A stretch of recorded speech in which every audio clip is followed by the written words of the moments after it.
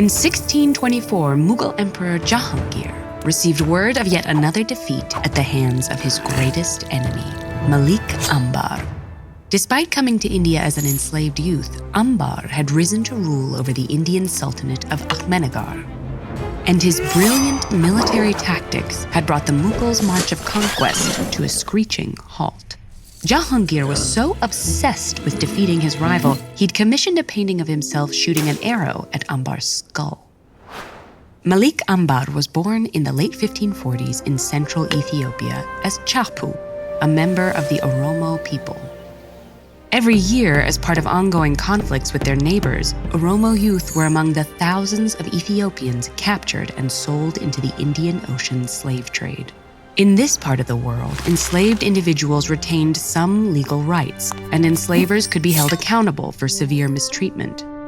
There was also less legal discrimination against previously enslaved people, allowing some individuals who gained their freedom to acquire great wealth and power. However, these circumstances shouldn't overshadow the trauma of enslavement, which violently severed individuals from their lives and loved ones. Around the age of 12, Chapu was among those taken into bondage.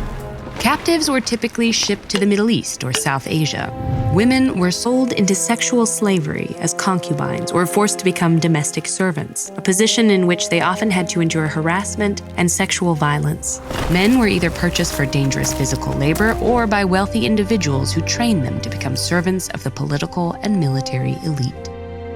Chapu was part of the latter group.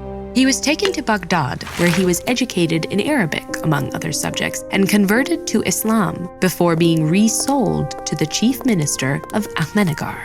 The minister himself was a formerly enslaved African, but after being freed, he'd risen through the ranks, becoming second in command to the Sultan himself. Chapu, now known as Malik Ambar, became the chief minister's protege, observing him advise the Sultan, enact policies, and navigate court politics. After the minister's death, his widow granted Ambar's freedom, and like many newly freed Africans in India at the time, Ambar became a mercenary soldier. Ahmednagar was frequently under attack from Mughal invaders, who were determined to expand their empire. But Ambar's daring guerrilla tactics derailed the invaders' plans by interrupting Mughal supply lines. Ambar's military success earned him a following, and in 1600 he used his influence to take advantage of a royal power vacuum.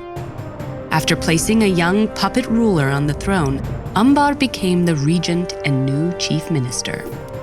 He also married his daughter to the new sultan, creating a direct tie to the royal family.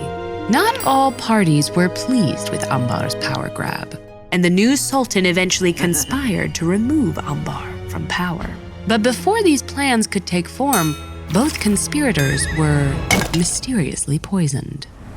The Sultan's 5-year-old son was then placed on the throne, giving Malik Ambar, a once enslaved ex-soldier, complete political, economic, and military control over Ahmednagar. Ambar remained in power for over 25 years, bringing long-term stability to the embattled region.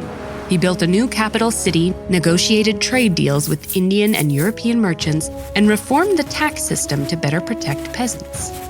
But most importantly, he continued to foil the Mughal invasion. His ragtag army of local Indians, enslaved and newly freed Africans, was religiously and ethnically diverse, yet they were united by Ambar's leadership. And he made up for his lack of numbers by launching lightning attacks that demoralized and exhausted the Mughal troops long before they reached the battlefield. Jealous of Ambar's success and popularity, some of his enemies accused him of maintaining power through sorcery or devil worship. Others begrudgingly acknowledged his piety, generosity, and military genius. Regardless, very few ever outmaneuvered him.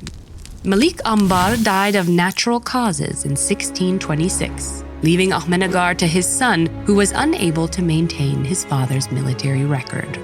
Just 7 years later, the Sultanate finally fell to the Mughal forces, heralding the fall of the kingdom Ambar had risen to lead.